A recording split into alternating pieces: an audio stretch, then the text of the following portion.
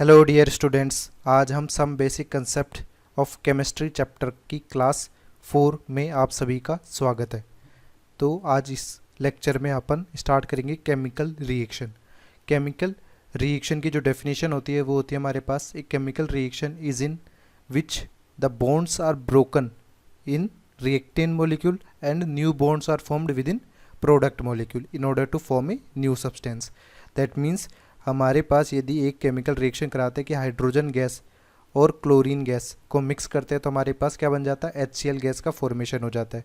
अब यहाँ पर क्या हो रहा है कि रिएक्टेंट्स हमारे पास क्या है, हाइड्रोजन एंड क्लोरीन, ये रिएक्टेंट्स है और प्रोडक्ट हमारे पास क्या है, HCl हमारे पास प्रोडक्ट है। तो रिएक्टेंट साइड में हमारे पास क्या हो रहा है कि हाइड्रोजन मॉलिक्यूल में HH बॉन्ड ब्रेक हो रहा है, क्लोरीन मॉलिक्यूल में Cl बॉन्ड ब्रेक हो रहा है और हमें क्या बन रहा है, दो नए बॉन्ड बन रहे हैं, hydrogen chlorine bond and hydrogen chlorine bond, जो कि केमिकल रिएक्शन में होता है। और हमारे पास किसी भी केमिकल रिएक्शन को इस तरह से सिंबॉलिक रिप्रेजेंटेशन देने पर ये जो इक्वेशन हमारे पास बनती है, इस इक्वेशन को अपन बोलते हैं केमिकल इक्वेशन। केमिकल इक्वेशन, ठीक है। तो केमिकल इक्वेशन क्या हो जाएगी, symbolic representation of chemical reaction. Similarly अब इसके बाद हमारा जो नेक्स्ट पॉइंट होगा कि हमारे पास कभी भी कोई भी केमिकल रिएक्शन है वो कंजर्वेशन लॉ फॉलो करेगी। उसके लिए जो केमिकल इक्वेशन है वो बैलेंस्ड होना जरूरी है। बैलेंसिंग में हमारे पास number of atoms on both sides must be equal, जिससे मास भी हमारा क्या हो जाएगा, कंजर्व रह जाएगा। इसलिए अपन क्या करते हैं, बैलेंसिंग ऑफ रिएक्शन करते हैं। Balancing of reaction, balancing of reaction से क्या मतलब है कि number of atoms of each element, जो भी एलिमेंट हमारे पास प्रेजेंट है रिएक्शन में, should be equal at both reactant and product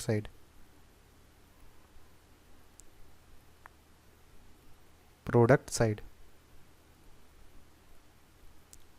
इसका एक एग्जांपल ले लेते हैं कि क्या मतलब है बैलेंसिंग से।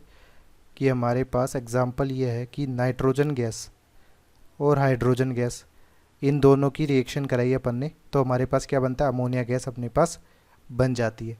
अब अपन को बैलेंस करना है, तो हमारे पास लेफ्ट हैंड साइड में देखिए नाइट्रोजन की दो एटम है, यहाँ पर केवल एक ही एटम है, तो इसको बैलेंस किया अपन ने, तो दो नाइट्रोजन यहाँ पर अपन ने 2 नंबर लिख दिया। अब हाइड्रोजन यहाँ पर देखिए 6 हो गए, यहाँ पर 2 है, तो इसको बैलेंस करेंगे तो 3H2 लगा देंगे।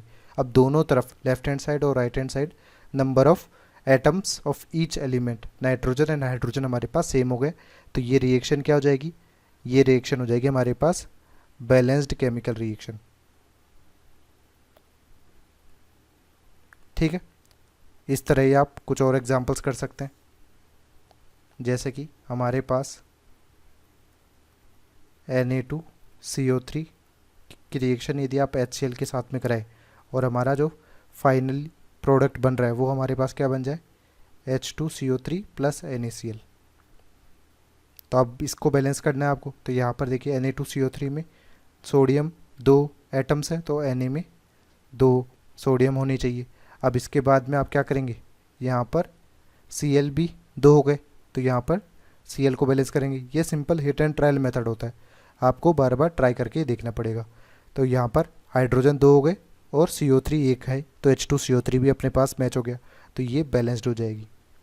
ठीक है, इसी तरह से यदि अपन एक एग्जांपल ले लेते हैं केमिकल रिएक्शन का, कि हमारे पास एग्जांपल है कंबशन ऑफ हाइड्रोकार्बन,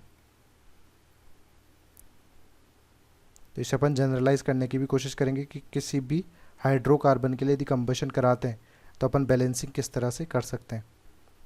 तो कंबशन से क्या मतलब है, सिंपली रिएक्शन विद ऑक्सीजन।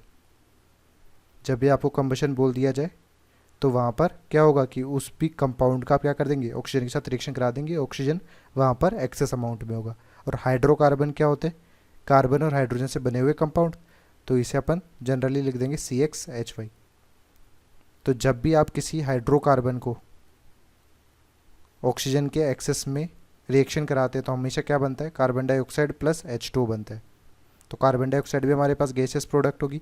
और H2O के लिक्विड और गैसियस प्रोडक्ट होने पे हमारा टेम्परेचर, रिएक्शन टेम्परेचर डिपेंड करता है।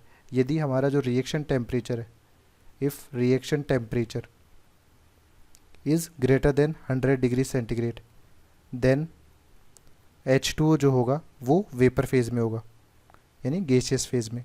इफ़ रिएक्शन टेम्परेचर जो है वो लेस देन 100 डिग्री सेंटीग्रेड है, देन हमारा H2O जो होगा वो लिक्विड फॉर्म में होगा, क्योंकि H2O का जो बॉइलिंग पॉइंट है वो 100 डिग्री सेंटीग्रेड होता है। तो 100 डिग्री सेंटीग्रेड से अबव होने पे H2O क्या होगा, गैसियस स्टेट में, और बिलो पे लिक्विड स्टेट में हो जाएगा।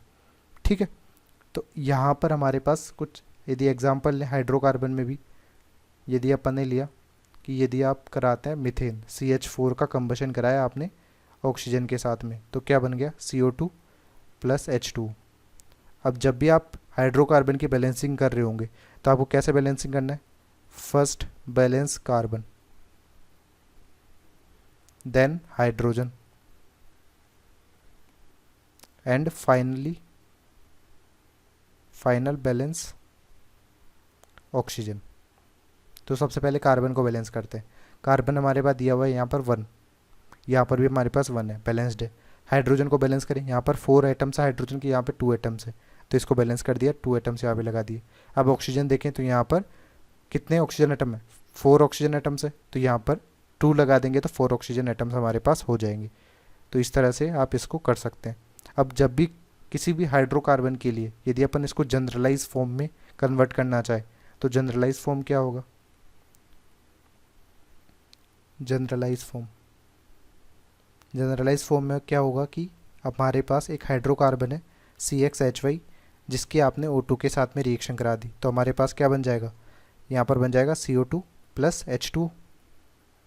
ठीक है, अब इसमें हमारे पास क्या होगा कि कार्बन X नंबर है, तो यहाँ पर भी अपने पास उतना नंबर होना चाहिए, तो X यहाँ पर हो गया। यहाँ पर हमारे पास हाइड्रोजन Y एटम्स है, तो यहाँ पर भी Y एटम्स होने चाहिए, तो यहाँ पर अपन Y/2 कर देंगे। तो ये अपन ने डिसाइड कर दिया CXHY से। अब O2 डिसाइड करना है अपने को, तो लेट से हमारे पास O2 के जो नंबर है यहाँ पर वो स्मॉल n है, तो जो स्मॉल n होगा, नंबर ऑफ ऑक्सीजन दोनों तरफ बैलेंस कर देते हैं, balance oxygen on both side. तो हमारे पास क्या हो जाएगा, यहाँ पर 2n हो जाएगा, यहाँ पर अपन देखें तो 2x ऑक्सीजन में, और यहाँ पर देखें तो Y/2। तो n की वैल्यू हमारे पास कितनी हो जाएगी, यहाँ पर हो जाएगी x प्लस Y/4। तो फाइनल जनरलाइज फॉर्म यदि मैं लिखना चाहूँ किसी भी हाइड्रोकार्बन का कंबशन का, तो वो क्या हो जाएगा, ये हो जाएगा हमारे पास CXHY plus x plus Y/4 O2 convert होके क्या बनाएगा, XCO2 प्लस Y/2 H2। इस इक्वेशन को आप डायरेक्टली याद रख सकते हैं, जिससे कभी भी आपको हाइड्रोकार्बन का कंबशन कराना हो किसी का भी, तो आप इस इक्वेशन का यूज़ कर सकते हैं यहाँ पर x और y की वैल्यूज़ पुट करके। ठीक है, जैसे कुछ एग्जांपल्स करें, हमारे पास दिया हुआ है C2H6 प्लस को कंबशन करें O2 के साथ में, तो यहाँ पर CO2 बन गया प्लस यहाँ पर H2O बन गया। तो यहाँ पर x और y जो है वो 2 है और y हमारे पास 6 है, तो यहाँ पर x होगा, तो x हमारे पास लिख दिया, Y/2 होगा यहाँ पर, तो ये 3 हो जाएगा। यहाँ पे जो टर्म आता है वो कितना आएगा, x प्लस Y/4।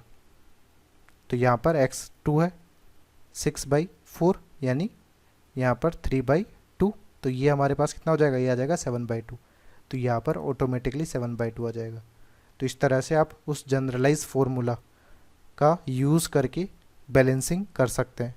ठीक है, या आप सिमिलरली इस पैटर्न को भी यूज़ कर सकते हैं कि पहले कार्बन को बैलेंस करें, देन हाइड्रोजन को, और सबसे लास्ट में ऑक्सीजन को बैलेंस कर लें। अब अपन ने क्या करा, बैलेंसिंग तो कर ली किसी भी केमिकल रिएक्शन की, फिर उस बैलेंस्ड केमिकल रिएक्शन का एनालिसिस करना पड़ेगा उसको सॉल्व करने के लिए। तो हमारा नेक्स्ट टॉपिक है analysis of balanced chemical reaction.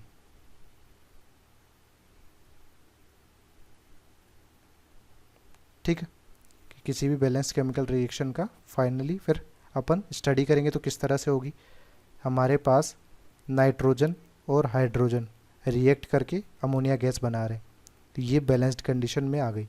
अब बैलेंस कंडीशन के बेसिस पे हमारे पास क्या निष्कर्ष आ रहा है कि यदि अपन एक मॉलिक्यूल नाइट्रोजन का ले लें और 3 मॉलिक्यूल हाइड्रोजन के ले लें तो हमारे पास कितने मॉलिक्यूल अमोनिया के मिलेंगे, 2 मॉलिक्यूल अमोनिया के मिल जाएंगे।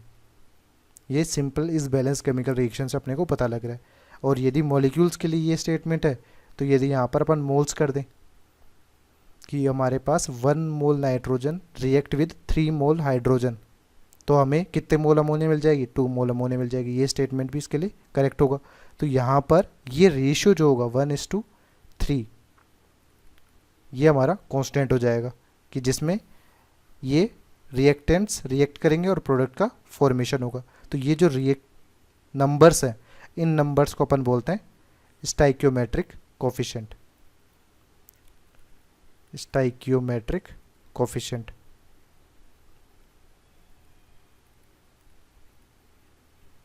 और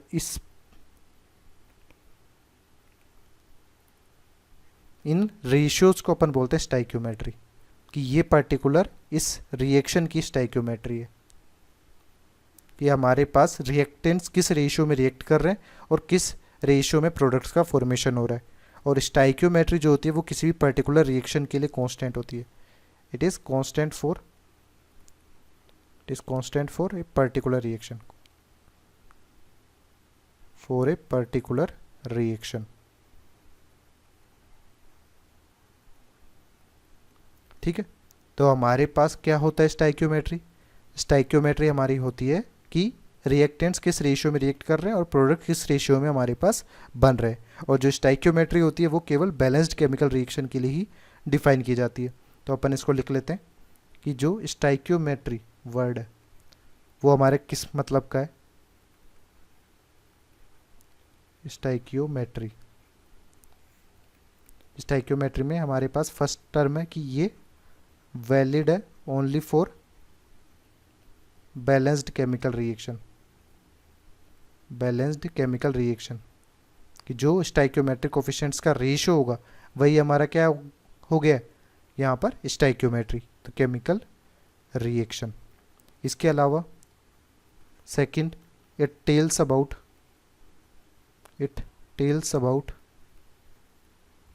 in what ratio reactants are reacting and products are formed। तो अपने को किसी भी केमिकल रिएक्शन की जो स्टाइकियोमेट्री होगी वो यदि जानना हो तो अपने को क्या करना होगा, सिंपली उस रिएक्शन को बैलेंस करना पड़ेगा। जैसे कि यदि KClO3 पोटेशियम क्लोराइड को अपन हीट करते हैं तो हमारे पास बनता है KCl और O2। ठीक है, तो ये अनबैलेंस्ड है यहाँ पर, तो इसको यदि बैलेंस करेंगे तो बैलेंस करने में हमारे पास क्या आ जाएगा, यहाँ पर 2 आ जाएगा, यहाँ पर भी 2 आ जाएगा और यहाँ पर भी 3 आ जाएगा। ये बैलेंसिंग कर ली। अब बैलेंसिंग के बाद में हमारे पास जो स्टाइकियोमेट्रिक कोफिशिएंट्स बन गए यहाँ पर, इनका रेशियो अपन देखें तो ये हमारा जो रेशियो होगा ये क्या है, ये हमारी इस पर्टिकुलर रिएक्शन की क्या हो जाएगी, स्टाइकियोमेट्री हो जाएगी, जो हमेशा क्या होगी, कांस्टेंट होगी इस पर्टिकुलर रिएक्शन के लिए। और इसी स्टाइकियोमेट्री के बेसिस में अपन इस रिएक्शन से रिलेटेड कैलकुलेशंस करेंगे फर्दर, मोल कैलकुलेशन की हमारे पास इतना अमाउंट रिएक्टेंट दिया हुआ है उससे कितना अमाउंट प्रोडक्ट का फॉर्मेशन हो सकता है। उसके लिए अपने को क्या पढ़ना ज़रूरी है, नेक्स्ट टर्म हमारी जो है वो है मोल एनालिसिस। कि स्टाइकियोमेट्री आपने बता कर ली, यानी स्टाइकियोमेट्रिक कोफिशिएंट्स आपको पता लगे, उसके बाद आपको मोल एनालिसिस लिखना आना चाहिए। तो मोल एनालिसिस हमारे पास क्या होता है, ये टोटली बेस्ड होता है स्टाइकियोमेट्री पे। It is based on stoichiometry. ठीक है, और मोल एनालिसिस अपन किस तरह से लिखते हैं, इसमें स्टेप 1 सबसे पहला तो स्टेप यही है कि हमारे पास जो भी रिएक्शन दी हुई है आइदर वो बैलेंस्ड कंडीशन में हो या नहीं हो तो उसको सबसे पहले बैलेंस करें, balance the reaction. Then step 2 see stoichiometric coefficient.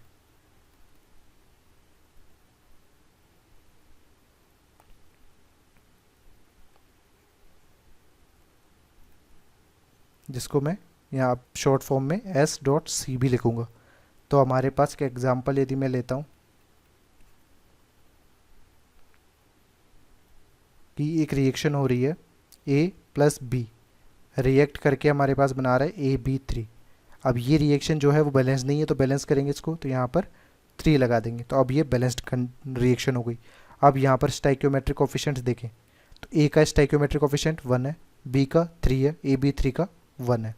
तो ये हमारे स्टाइकियोमेट्रिक कोफिशिएंट्स हो गए। इसी इन रेशियो को अपन बोलेंगे स्टाइकियोमेट्री। अब यदि अपने को मोल मोल एनालिसिस लिखना है तो मोल मोल एनालिसिस क्या होता है?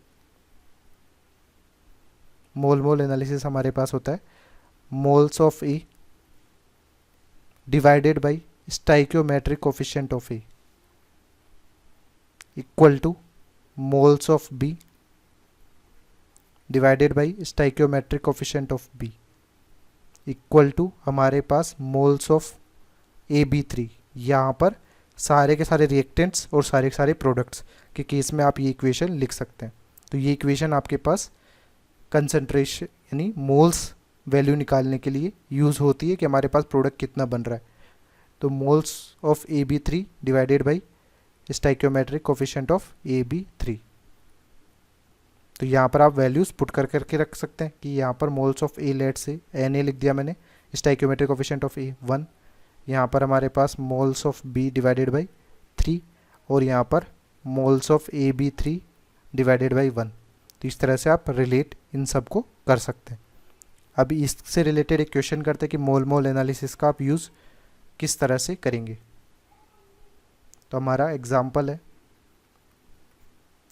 यहाँ पर दिया हुआ है कि KClO3 को हीट किया अपन ने, तो हमारे पास बन गया KCl प्लस O2।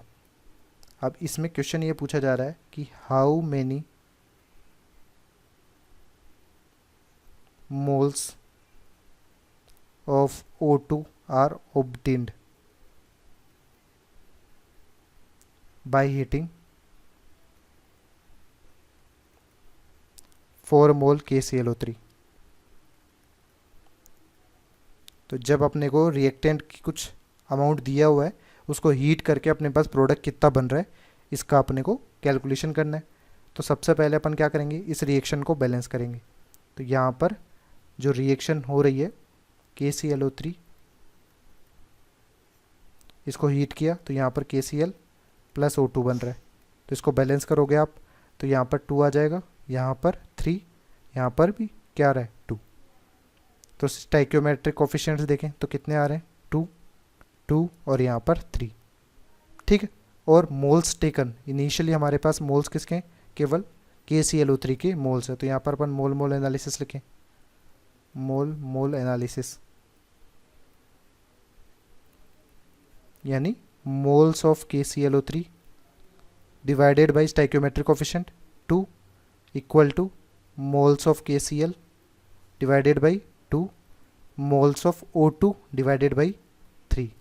ये अपन ने मोल मोल एनालिसिस अभी पढ़ा है कि यहाँ पर रिएक्टेंट और प्रोडक्ट के केस में आप इस तरह से लिख सकते हैं। अब ये स्टेटमेंट हमारे पास आ चुका है, तो इसके बेसिस पे अपने को मोल्स ऑफ KClO3 गिवन है, ये वैल्यू गिवन है कितनी 4 मोल। तो अपन बाकी आराम से कैलकुलेट कर सकते हैं इक्वेशन में पुट करके कि 4 की वैल्यू यहाँ पे पुट कर दिया आपने, तो मोल्स ऑफ KCl जो हो जाएगा वो कितना हो जाएगा, ये हो जाएगा 2 into moles of KClO3 by 2। अब अपन ने मोल्स ऑफ KClO3 तो पुट कर दिया 4/2, तो ये सॉल्व करोगे तो 4 मोल आ जाएगा। इसी तरह यदि मोल्स ऑफ O2 यदि देखना है आपको तो ये हो जाएगा 3 into moles of KClO3 by 2। तो यहाँ पर 3 इंटू ये 4 मोल है बाई 2 हो जाएगा। तो इसको सॉल्व करोगे तो यहाँ पर 6 मोल आ जाएगा। तो हमारे पास यही पूछा गया था how many moles of O2 are obtained, तो आंसर कितना हो जाएगा 6 मोल हो जाएगा। ठीक है। तो ये हमारा एक मोल मोल एनालिसिस का मेथड है। इस मोल मोल एनालिसिस के अलावा भी आप क्या कर सकते हैं, एक यूनिटरी मेथड से भी इसको सॉल्व कर सकते हैं। यूनिटरी मेथड हमारा क्या है, यूनिटरी मेथड।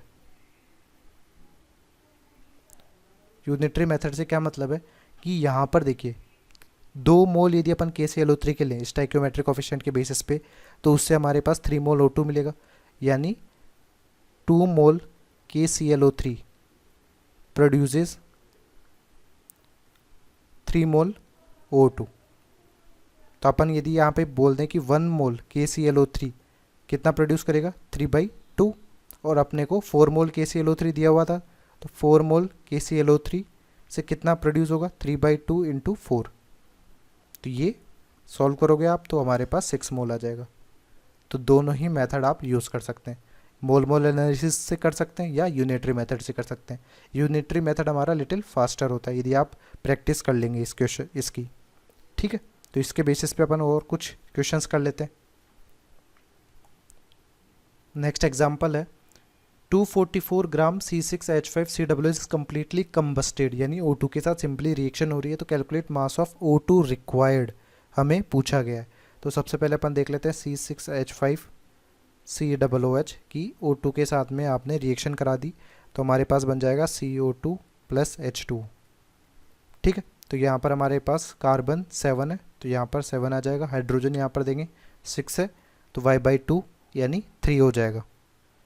अब ऑक्सीजन यदि अपन कम देखें यहाँ पर बैलेंस, तो यहाँ पर 14 17, तो हमारे पास कितना हो जाएगा यहाँ पर नंबर ऑफ ऑक्सीजन 17 हो रहे हैं यहाँ पर ऑक्सीजन, और 2 ऑक्सीजन यहाँ पर हमारे पास ऑलरेडी है। तो यहाँ पर अपने को कितने चाहिए 15 चाहिए, तो 15 ऑक्सीजन के लिए अपन क्या करेंगे, इसको अपन मल्टीप्लाई करेंगे 15/2 से। तो हमारे पास यहाँ पर स्टाइक्योमेट्रिक कोफिशिएंट यदि देखें तो ये 1 स्टाइक्योमेट्रिक कोफिशिएंट है, यहाँ पर 15/2 है, यानी 1 मोल यदि C6H5COOH को रिएक्शन कराते हैं O2 के साथ, तो यहाँ पर O2 रिक्वायर्ड कितना होगा 15/2 मोल रिक्वायर्ड होगा, यानी हमारे पास 15/2 मोल ऑक्सीजन यूज्ड हो जाएगा हमारे पास जब 1 मोल C6H5COOH हमारे पास कंज्यूम होगा। तो अपने को क्या पूछा गया है यहाँ पर 244 ग्राम पूछा गया है। तो 244 ग्राम का अपन सबसे पहले क्या निकालें, मोल्स निकालें। तो मोल्स ऑफ C6H5COOH यदि अपन निकालते हैं तो 244 डिवाइडेड बाई यहाँ पर मोलर मास, और इसका जो मोलिकुलर वेट होता है वो हमारा होता है 122। तो 122 से इसको डिवाइड करेंगे तो यहाँ पर हमारे पास आ जाएंगे 2 मोल्स, यानी हमारे पास जो C6H5COOH के मोल्स दिए गए वो 2 मोल है। तो यानी इस बेसिस पे कि 15/2 मोल O2 कंज्यूम होगा जब ये अपन 1 मोल लें। तो यदि इसे अपन 2 मोल ले लेते हैं तो यहाँ पर कितना O2 रिक्वायर्ड होगा 15/2 इंटू 2, यानी 15 मोल O2 रिक्वायर्ड होगा, ये रिक्वायर्ड होगा। तो इसी के बेसिस पे अपन क्या निकाल सकते हैं, मास ऑफ O2 निकाल सकते हैं जो रिक्वायर्ड है। तो मास ऑफ O2 हमारा क्या हो जाएगा 15 मोल है, उसको मोलर मास से मल्टीप्लाई कर देंगे, यानी O2 का मोलर मास हमारा 32 होता है, 32 से मल्टीप्लाई करेंगे तो हमारे पास ये आ जाएगा 480 ग्राम, ठीक है। तो इस तरह से आप O2 का मास रिक्वायर्ड पता कर सकते हैं। नेक्स्ट क्वेश्चन है 84 gram of a mixture of C3H4 and O2 is burned, कि हमारे पास सिंपली हाइड्रोकार्बन अपन ने लिया, उसकी O2 के साथ में रिएक्शन करा दी। अब ये जो कम्बिनेशन है दोनों को मिलाकर हाइड्रोकार्बन और ऑक्सीजन, उसका टोटल वेट अपने को 84 ग्राम दिया हुआ है। Find maximum mass of CO2 that can be produced in this reaction. तो हमारे पास क्या होगा, रिएक्शन में कार्बन डाइऑक्साइड और H2 बनेगा। जब रिएक्शन को बैलेंस करेंगे तो यहाँ पर 4 आ जाएगा, यहाँ पर 3 आ जाएगा और यहाँ पर 2 आ जाएगा, ठीक है। तो यदि अपन देखें यहाँ पर स्टाइक्योमेट्रिक रेशियो जो है वो 1:4 का है। तो यदि इसके n मोल्स हैं, यदि अपन रिएक्शन में इसके n मोल लेते हैं तो हमारे पास O2 के कितने मोल हो जाएंगे, यहाँ पर हमारे पास 4n मोल हो जाएंगे, और उसी के रेस्पेक्ट में हमारे पास CO2 और H2O का भी ऑब्टेन होगा। तो अपन देखें यहाँ पर जो मिक्सचर का मास है वो 84 ग्राम है। तो यदि अपन इसका मास देखना चाहे टोटल 84 ग्राम जो है वो किसके बराबर है, C3H4 और O2 के मास के बराबर है। तो यदि इसके n मोल है तो n मोल को अपन क्या कर सकते हैं, इसके मोलिकुलर वेट से मल्टीप्लाई कर सकते हैं। तो n यहाँ पर molar mass of C3H4 plus 4n into molar mass of O2। तो यहाँ पर C3H4 का मोलर मास हमारे पास कितना हो जाएगा 40 प्लस 4n को मल्टीप्लाई कर देंगे किससे 32 से। तो यहाँ पर कैलकुलेट करेंगे तो आप n की वैल्यू आ जाएगी 1/2 मोल, यानी n/2 स्मॉल n की वैल्यू होगी 1/2 मोल, यानी हाफ मोल यदि अपन हाइड्रोकार्बन लेते हैं तब अपने पास CO2 कितना प्रोड्यूस होगा ये अपने को पता करना है। तो यहाँ पर अपन यूनिटरी मेथड लगाएं डायरेक्टली, तो 1 मोल C3H4 प्रोड्यूसेस 3 मोल CO2। मैक्सिमम यही पॉसिबल है, मैक्सिमम। तो यहाँ पर 1 मोल के रेस्पेक्ट में ये है, तो हमारे पास कैलकुलेट करने पे कितने मोल आए C3H4 के हाफ मोल। तो हाफ मोल C3H4 कितना प्रोड्यूस करेगा 3/2 मोल CO2 प्रोड्यूस करेगा। तो इसका जो मास हो जाएगा वो कितना हो जाएगा 3/2। कार्बन डाइऑक्साइड का मास हमारा कितना होगा मोलिकुलर वेट 44 ग्राम, मोलिकुलर वेट जो होगा वो 44 ग्राम हो जाएगा। इसको सॉल्व करेंगे तो ये हमारा 66 ग्राम आ जाएगा CO2, जो कि मैक्सिमम रिक्वायर्ड है, मैक्सिमम रिक्वायर्ड। ठीक है, तो इस तरह से अपन ने किसी भी केमिकल रिएक्शन को बैलेंस करना और उनकी स्टाइक्योमेट्री के बेसिस पे प्रोडक्ट्स के अमाउंट को कैलकुलेट करना सीख लिया है। बट यहाँ पर अपन मोस्टली देख रहे हैं कि अपन प्री एज्यूम्ड करके चल रहे हैं कि यहाँ पर क्या हो रहा है, कंबशन रिएक्शन हो रही है, तो यहाँ पर इसी हाइड्रोकार्बन के बेसिस पे अपन फर्दर प्रोडक्ट्स को डिसाइड करेंगे। तो ये अपने को कब डिसाइड करना है कि हमारे पास किस रिएक्टेंट के बेसिस पे प्रोडक्ट डिसाइड होंगे। यदि हमारे पास ये रेशियो जो है रिएक्टेंट के वो स्टाइक्योमेट्रिक रेशियो में ही आते हैं तो दोनों या सारे के सारे रिएक्टेंट जो कम्प्लीटली कंज्यूम हो जाएंगे। और यदि स्टाइक्योमेट्रिक रेशियो के बराबर नहीं दिया हुआ है तो क्या होगा, तब हमारे पास लिमिटिंग रिएजेंट और एक्सेस रिएजेंट का केस आएगा। तो अपन इन दोनों केसेस को 1 बाय 1 स्टडी करते हैं। सबसे पहला केस अपन बनाते हैं केस फर्स्ट। केस फर्स्ट हमारे पास क्या है, if 2 or more reactant are present and they are taken in same mole ratio as stoichiometric ratio,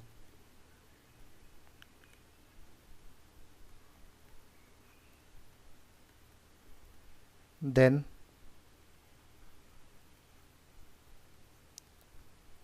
all reactant may be consumed completely.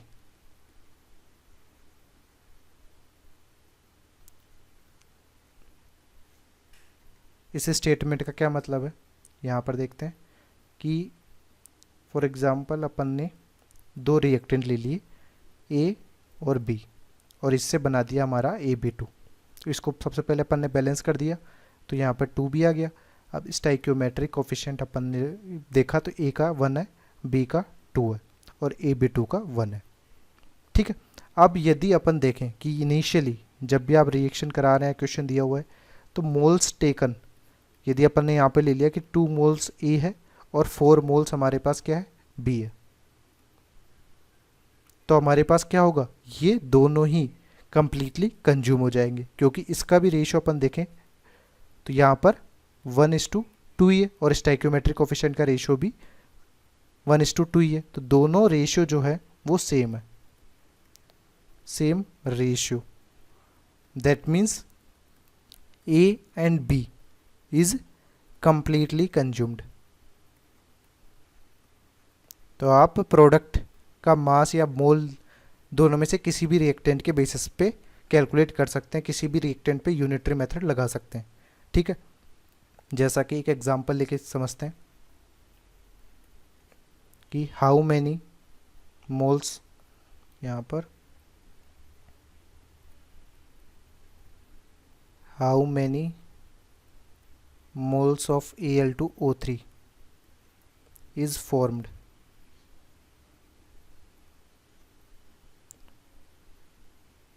Due to reaction between 8 mole aluminium and 6 mole O2। और reaction जो है हमारे पास वो है aluminium react with O2 forms Al2O3। ठीक है, तो इसको सॉल्व करें अपन।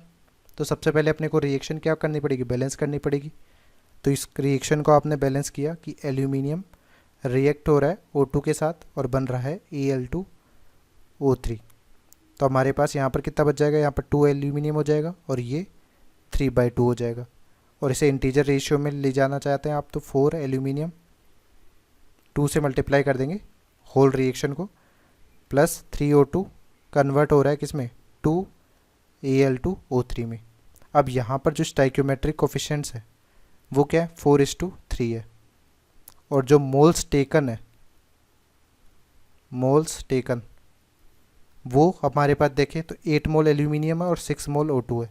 तो 8 मोल यहाँ पर हो जाएगा और 6 मोल यहाँ पर O2 हो जाएगा। तो इनका भी रेशियो अपन देखें तो ये भी कितना हो रहा है, 4:3 रेशियो में ही है। तो दोनों रेशियो हमारे पास क्या है, सेम है।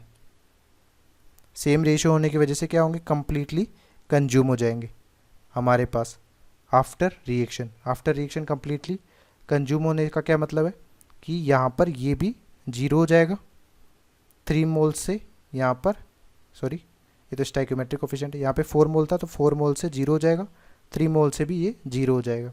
और उनके रेस्पेक्ट में अपन यहाँ पर Al2O3 का बता सकते हैं। अब दोनों के दोनों ही कंप्लीटली कंज्यूम हो रहे हैं तो दोनों से ही आप यूनिटरी मेथड लगा सकते हैं कि यदि 4 मोल के रेस्पेक्ट में अपन देखते हैं कि 4 मोल एल्यूमिनियम से 2 मोल Al2O3 मिल रहा था, तो हमारे पास 8 मोल एल्यूमिनियम दिया हुआ है तो उससे कितना मिलेगा, 2/4 into 8।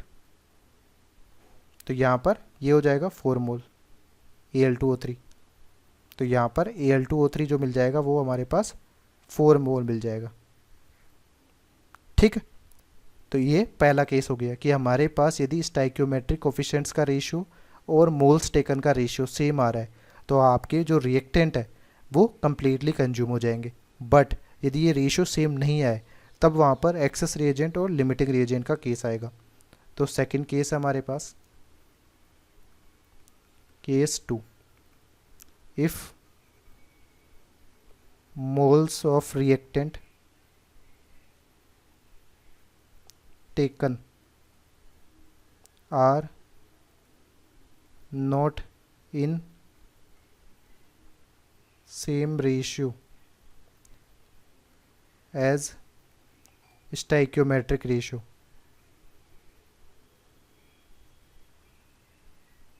stoichiometric coefficient ratio, then at least one reagent is completely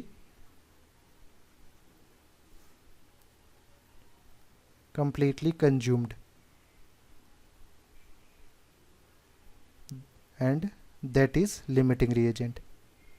कि जो completely consume हो जाएगा वह हमारा क्या होगा, लिमिटिंग रिएजेंट होगा।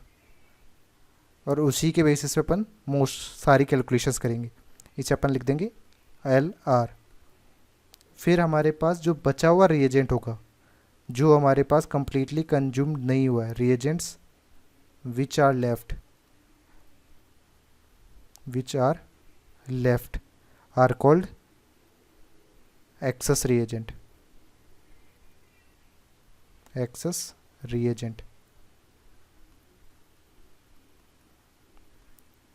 तो हमारे पास एग्जाम्पल लेके समझिए इसको कि क्या हो सकता है। तो फर्स्ट एक एग्जांपल लेते कि यदि अपन ने A और 2B रिएक्ट किया और AB2 बन गया। अब स्टाइक्योमेट्रिक कोफिशिएंट तो हमारे पास 1:2 ही है, बट मोल्स टेकन, तो यदि मैं क्या करूं, मैं 2 मोल यदि मैंने A लिए और 1000 मोल अपन ने B ले लिए, तो यहाँ पर देखिए ये दोनों मोल्स टेकन का रेशियो स्टाइक्योमेट्रिक कोफिशिएंट का रेशियो सेम नहीं है। तो यहाँ पर क्या होगा कि जो लिटिल अमाउंट में है ये 2 मोल, ये रिएक्शन कराने पे जब ए रिएक्शन करेगा 2b के साथ में, तो यहाँ पर 2 मोल क्या हो जाएगा, पहले कंज्यूम हो जाएगा, तो ये एक लिमिटिंग रिएजेंट होगा। और यहाँ पर जो रिमेनिंग कुछ बच जाएगा, इसकी वजह से ये क्या हो जाएगा, ये एक्सेस रिएजेंट हो जाएगा। ठीक है। और मोस्टली कैलकुलेशन अपन इसी के बेसिस पे करेंगे कि प्रोडक्ट हमारा जो भी डिसाइड होगा वो किसके बेसिस पे डिसाइड होगा, लिमिटिंग रिएजेंट के बेसिस पे, यदि आपको यूनिटरी मेथड भी लगाना है तो अपने को पता क्या करना पड़ेगा, अपने को पता करना पड़ेगा कि यहाँ पर लिमिटिंग रिएजेंट आप किस तरह से निकालेंगे। तो यहाँ पर आप हेडिंग डाल सकते हैं कि how to find limiting reagent, कि हमारे पास मल्टीपल रिएक्टेंट्स होंगे तो उसमें लिमिटिंग रिएजेंट अपन किस तरह से फाइंड करेंगे। तो अपन करेंगे क्या कि जितने भी रिएक्टेंट्स हैं उनके लिए जितने भी मोल्स अपने को दिए गए उन moles of reactant, moles taken, sorry, अपन यहाँ पर देखेंगे moles taken of reactant divided by stoichiometric coefficient of reactant, stoichiometric coefficient of reactant, ये रेशो अपन हर एक रिएक्टेंट के लिए निकालेंगे। और ये रेशो जिस रिएक्टेंट के लिए सबसे लीस्ट आएगा, सबसे लीस्ट जिसके लिए होगा, least ratio, that is limiting reagent, वो हमारा क्या हो जाएगा, लिमिटिंग रिएजेंट हो जाएगा। ठीक है। तो अपन एक क्वेश्चन करते हैं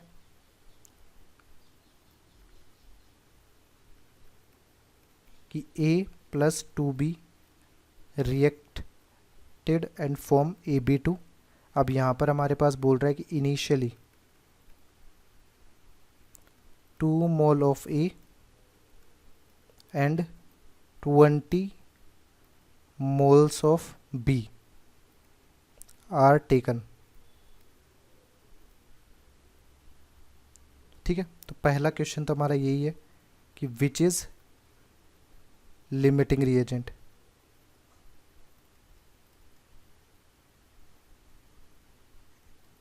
ठीक है। उसके बाद में हमारे पास सेकंड क्वेश्चन होगा find moles of final mixture, reactant और प्रोडक्ट सभी के मोल्स अपने को कैलकुलेट करना है। तो हमारे पास जो हो जाएगा, सबसे पहले अपन देखते हैं यहाँ पर A + 2B changes to AB2। तो यहाँ पर स्टाइक्योमेट्रिक कोफिशिएंट में 1:2 हो जाएगा रेशो। मोल्स टेकन में हमारे पास देखे तो यहाँ पे 2 मोल्स लिए थे A के और 20 मोल्स इसके लिए थे। अब अपने को क्या पता करना है, लिमिटिंग रिएजेंट पता करना है। तो लिमिटिंग रिएजेंट के लिए moles taken divided by stoichiometric coefficient, ये रेशियो देखना था। तो यहाँ पर हो जाएगा 2/1, यहाँ पर हो जाएगा 20/2। तो हमारे पास लीस्ट कौन सा है, ये वाला है। तो ये हमारा लिमिटिंग रिएजेंट हो जाएगा। अब अपन क्या करेंगे, मोल मोल एनालिसिस कर देंगे, simple mole mole analysis. Mole mole analysis में क्या होता है कि moles of A divided by stoichiometric coefficient 1, moles of B stoichiometric coefficient 2, moles of AB2। ये अपने को फाइनल मिक्सचर में प्रोडक्ट इनके मोल्स पता करनी है, तो ये 1 हो जाएगा। अब इसमें आपको ध्यान रखना है कि हमारे पास जब ये मोल मोल एनालिसिस लिखेंगे तो अपने को क्या करना है, यहाँ पर केवल लिमिटिंग रिएजेंट की कंडीशन को लिखना है, यानी यहाँ पर put value of limiting reagent only, क्योंकि अपने पास कंजप्शन जो होगा वो केवल लिमिटिंग रिएजेंट के बेसिस पे होगा। तो हमारा लिमिटिंग रिएजेंट है ए, तो ये लिमिटिंग रिएजेंट है, तो अपने को मोल्स ऑफ ए ही यहाँ पर पुट करने पड़ेंगे, जो कि हमारे पास 2 मोल्स दिए गए, और उससे बाकी मोल्स निकालेंगे अपन। तो यदि अपन मोल्स ऑफ बी अपन निकालते हैं तो वो हो जाएगा 2, और मोल्स ऑफ ए ये हमारे पास हो जाएगा 2 × 2 यानी 4। तो ये मोल्स ऑफ बी जो 4 हुआ है, ये हमारा क्या है, कंज्यूम्ड हुआ है, कंज्यूम्ड हुआ है।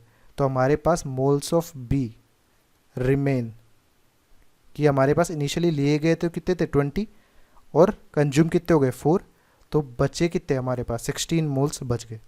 और मोल्स ऑफ AB2 कितने प्रोड्यूस हुए, तो हमारे पास मोल्स ऑफ AB2 प्रोड्यूस्ड, तो ये भी हमारे पास किसके बेसिस पे डिसाइड हो जाएगा, यहाँ पर 1 इंटू मोल्स ऑफ ए के, तो ये हमारे पास 2 मोल्स AB2 भी प्रोड्यूस हो जाएगा। तो सिंपल मोल मोल एनालिसिस से आप इस तरह से कैलकुलेट कर सकते हैं। अब यदि यहाँ पर आप यूनिटरी मेथड लगाते हैं, ठीक है, तो यूनिटरी मेथड में आपको क्या ध्यान रखना है कि आप कैलकुलेशन जो करेंगे वो केवल लिमिटिंग रिएजेंट के बेसिस पे करेंगे। तो लिमिटिंग रिएजेंट के बेसिस पे यदि अपन देखें तो हमारे पास 1 मोल ए, जैसे कि यहाँ पर रिएक्शन ही कर लेते हैं वापस,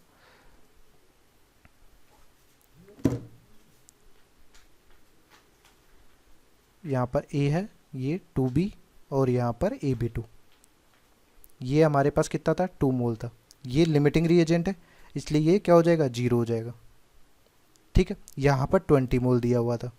अब 20 मोल्स के रेस्पेक्ट में देखें तो ए यदि 1 मोल अपन लेते हैं तो हमारे पास बी के कितने मोल रिएक्ट होंगे 2 मोल, तो यदि 2 मोल अपन लेते हैं तो यहाँ पर कितने मोल रिएक्ट होंगे 2 इंटू 2 यानी 4, तो 4 मोल हमारे पास माइनस हो जाएंगे 20 में से, तो यहाँ पे हमारे पास कितना बच जाएगा, यहाँ पर 16 मोल बच जाएगा।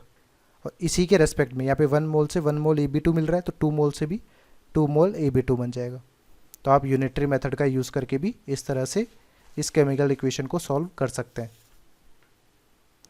तो इसी तरह का एक और एग्जांपल अपन कर लेते हैं। A plus B plus C react with AB2C3 बना रहे हैं हमारे पास। Initially 12 mole of each ABC are taken, calculate moles of ABC and AB2C3 after reaction. तो अपने को क्या करना है, सबसे पहले रिएक्शन को बैलेंस करना है। तो हमारे पास A प्लस बी प्लस सी क्या बना रहा है, AB2C3 बना रहा है। तो ये तो हमारे पास सेम है, यहाँ पर 2B आ जाएगा, यहाँ पर 3C आ जाएगा। अब यहाँ पर अपन देखें तो मोल्स टेकन जो है वो 12 मोल ईच है, और स्टाइक्योमेट्रिक देखें तो ये 1 है, यहाँ पर 2 है स्टाइक्योमेट्रिक कोफिशिएंट, यहाँ पे 3 है। अपन मोल्स टेकन अपॉन स्टाइक्योमेट्रिक का रेशियो यदि अपन देखेंगे तो यहाँ पर 12:1 हो जाएगा, यहाँ पर 12:2 हो जाएगा, और यहाँ पर 12:3 हो जाएगा। तो ये वैल्यू हमारे पास आएगी रेशियो 12, यहाँ पर 6 और यहाँ पर 4। तो सबसे लीस्ट हमारा 4 है, तो यहाँ पर C जो है वो लिमिटिंग रिएजेंट हो जाएगा, ये मिनिमम वैल्यू है इसलिए, ठीक है। अब इसी के बेसिस पे अपन मोल मोल एनालिसिस में वैल्यू पुट करेंगे और सॉल्व कर लेंगे। तो हमारा मोल मोल एनालिसिस यदि लिखते हैं,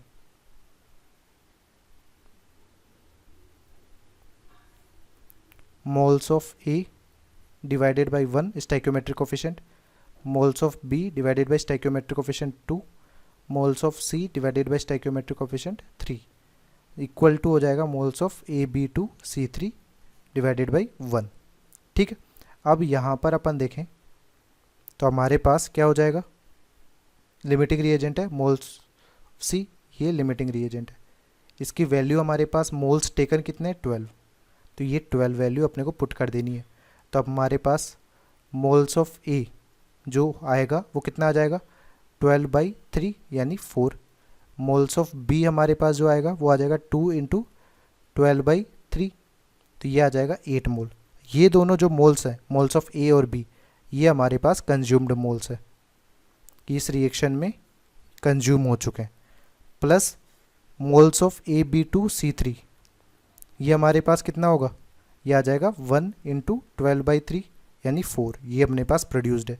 अब यहाँ पर मोल्स ऑफ A और मोल्स ऑफ B कंज्यूम्ड है, तो रिमेनिंग अपन रिएक्टेंट्स में देख लेते हैं कि मोल्स ऑफ A रिमेनिंग जो हो जाएगा 4 मोल्स कंज्यूम हो चुके हैं, 12 मोल्स इनिशियली थे तो यहाँ पर 8 मोल्स हो जाएंगे। मोल्स ऑफ B रिमेनिंग जो हो जाएंगे वो 12 माइनस 8, यहाँ पे हो जाएगा कितना 4 मोल। बट मोल्स ऑफ C हमारा क्या है, यहाँ पर लिमिटिंग रिएजेंट है तो वो कम्प्लीटली कंज्यूम हो जाएगा, तो यहाँ पर C बिल्कुल भी नहीं बचेगा। तो moles of C after reaction जो होंगे वो 0 मोल्स होंगे, ठीक है, because it is limiting reagent कि हमारे पास ये कंज्यूम कम्प्लीटली हो जाएगा, ठीक है। नेक्स्ट टॉपिक है परसेंटेज प्योरिटी। परसेंटेज प्योरिटी हमारे पास जो होती है वो मेनली किसके लिए डिफाइंड होती है, ओनली फॉर रिएक्टेंट्स। तो यहाँ पर पहला पॉइंट हो जाएगा कि percentage purity is used only for reactants. इसका क्या मतलब है कि हमारे पास जो भी कोई प्रोडक्ट बनेगा इन ए केमिकल रिएक्शन, वो केवल किससे बनेगा, प्योर अमाउंट ऑफ रिएक्टेंट से मिलेगा। जबकि सैंपल में हमारे पास कोई दूसरे सब्सटेंसेस इम्प्योरिटीज़ भी हों तो केवल जो फाइनल प्रोडक्ट बनेगा रिएक्शन के हिसाब से वो प्योर रिएक्टेंट से बनेगा। इसको अपन एग्जांपल समझेंगे। तो हमारे पास स्टेटमेंट हो जाएगा, in a reaction product is formed from pure amount of reactant, pure amount of reactant. अब इस स्टेटमेंट का मतलब क्या है कि अपन ने क्या लिया, एक सैंपल लिया कैल्शियम कार्बोनेट का। वो सैंपल अपने पास कितना है, 200 ग्राम, ये सैंपल का मास है। ये सैंपल जो दिया गया है ये प्योर सैंपल नहीं है, इम्प्योर सैंपल है। इसमें केवल प्योरिटी जो है वो 80% प्योरिटी है। ठीक है, इसको जब आप हीट करेंगे तो हमारे पास कैल्शियम कार्बोनेट डिसोसिएट हो जाएगा किसमें, कैल्शियम ऑक्साइड और कार्बन डाइऑक्साइड गैस में। अब मुझे पता करना है कि कार्बन डाइऑक्साइड के मोल्स कितने ऑब्टेन्ड होंगे, कि नंबर ऑफ मोल्स यहाँ पर कितने होंगे। तो अपन कैसे ऑब्टेन करेंगे, पहले अपने को पता करना पड़ेगा कि कैल्शियम कार्बोनेट का प्योर अमाउंट क्यों है, कितना है, कि जो प्योर अमाउंट हमारे पास इस सैंपल में कैल्शियम कार्बोनेट का है वह कंप्लीटली डिसोशिएट होकर अपने पास कार्बन डाइऑक्साइड का ऑब्टेन करेगा। अब हमारा जो सैंपल का मास है वो 200 ग्राम है, उसमें 80% प्योरिटी कैल्शियम कार्बोनेट की है।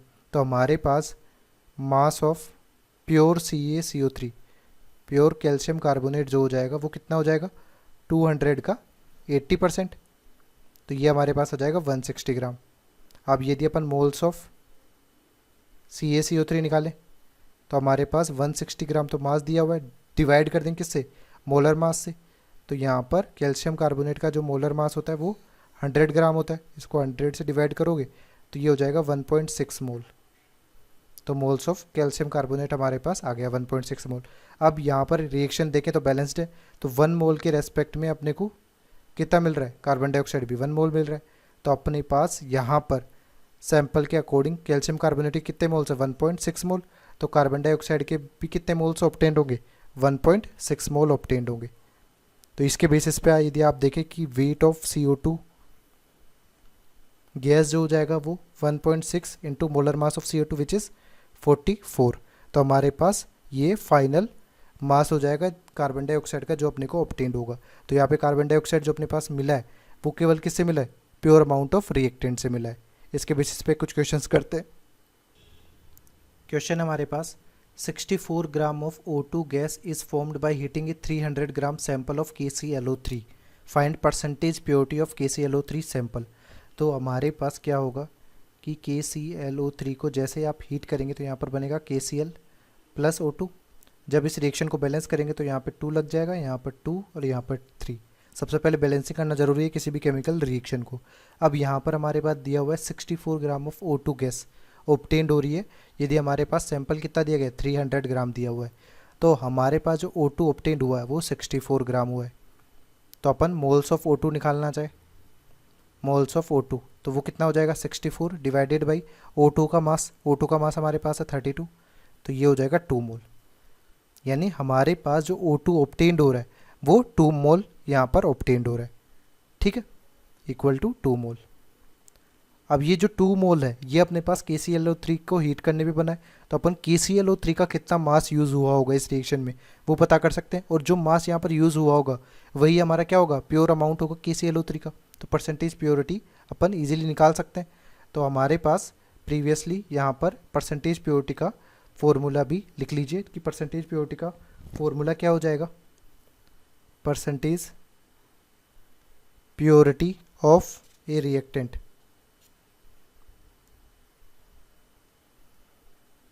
जो हो जाएगा वो हो जाएगा हमारे पास प्योर अमाउंट उस रिएक्टेंट का divided by total amount of reactant जो इम्प्योर सैंपल में उसका दिया हुआ है, टोटल अमाउंट ऑफ रिएक्टेंट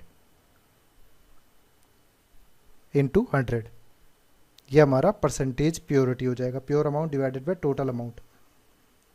और अपने को क्वेश्चन में भी अब यही चीज़ पूछ रहा है, तो अपन सॉल्व करते हैं। यहाँ पर मोल्स ऑफ O2 अपने पास हो गया, तो यहाँ पे 2 मोल्स के रेस्पेक्ट में यदि अपन यूनिटरी मेथड लगाएं कि 2 मोल KClO3 के रेस्पेक्ट में कितने मोल O2 मिल रहा है, 3 मोल, तो 3 मोल मिल रहा है जब 2 मोल होगा, तो 1 मोल के रेस्पेक्ट में कितना मिल जाएगा, 2/3, और 2 मोल के रेस्पेक्ट में यहाँ पर 2/3 इंटू 2 यानी 4/3 मोल KClO3 अपने पास ऑब्टेन्ड होगा।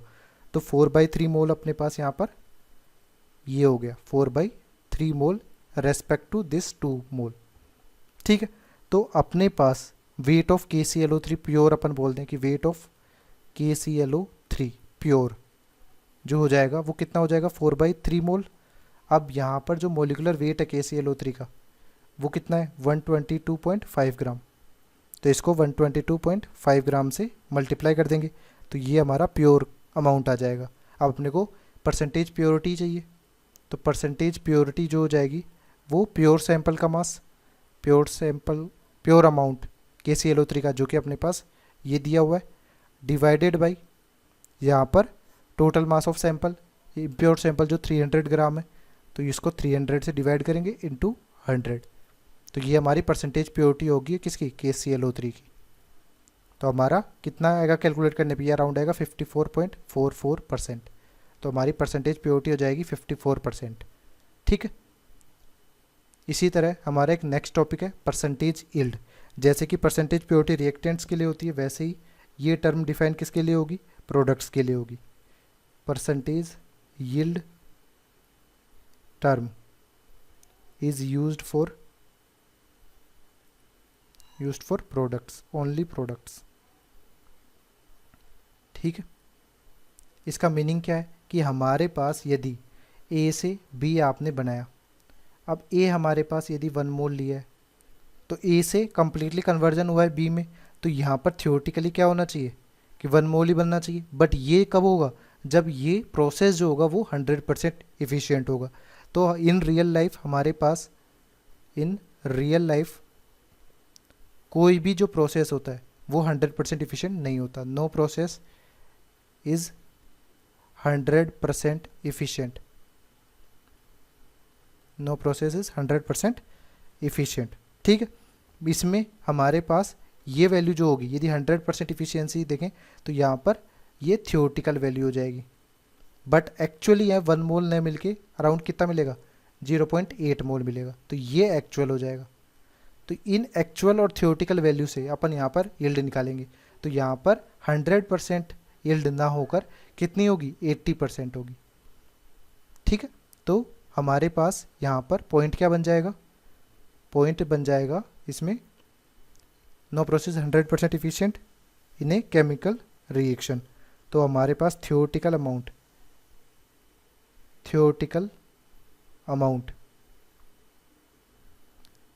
And actual amount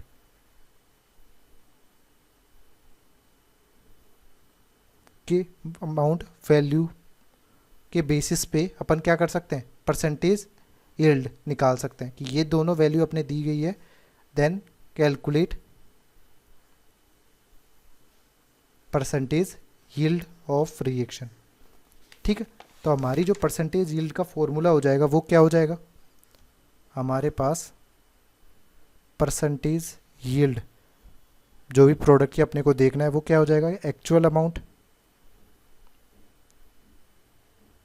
of product divided by expected या थियोरेटिकल। कि हमारे पास एक्सपेक्टेड क्या था कि 1 मोल के रेस्पेक्ट में यहाँ पे 1 मोल ही अपने पास प्रोडक्ट का फॉर्मेशन होगा, बट वो करेक्ट नहीं होता। वो वैसा कब होगा, जब हमारे पास 100% इफिशियंसी हो, और कोई भी प्रोसेस 100% इफिशिएंट नहीं होता।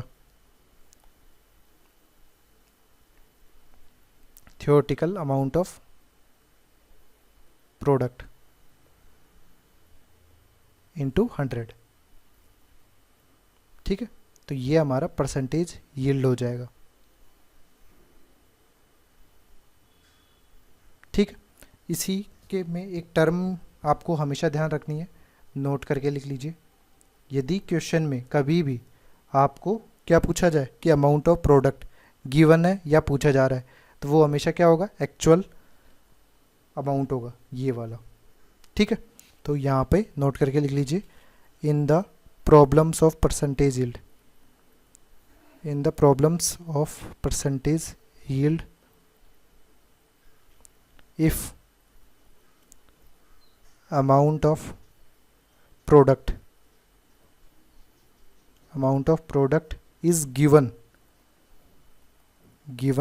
or asked, या तो दिया गया हो या पूछा गया हो, दोनों ही केस में हमारा जो होगा ये वैल्यू ये होगी actual amount of product, then it is always actual amount of product।